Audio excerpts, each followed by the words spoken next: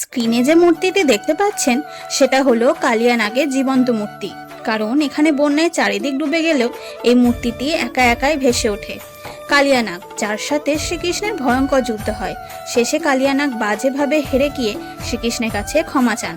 তখন শ্রীকৃষ্ণ তাকে ক্ষমা করে দেন এবং বৃন্দাবন থেকে অনেক দূরে চলে যেতে বলেন এবং সাথে একটি অভিশাপ দেন।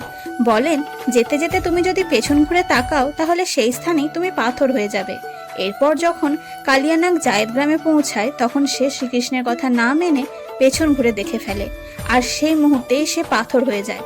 কালিয়ানাগের এই মূর্তি আজও মথুরা থেকে প্রায় 20 কিলোমিটার দূরে জায়েদ গ্রামে রয়েছে।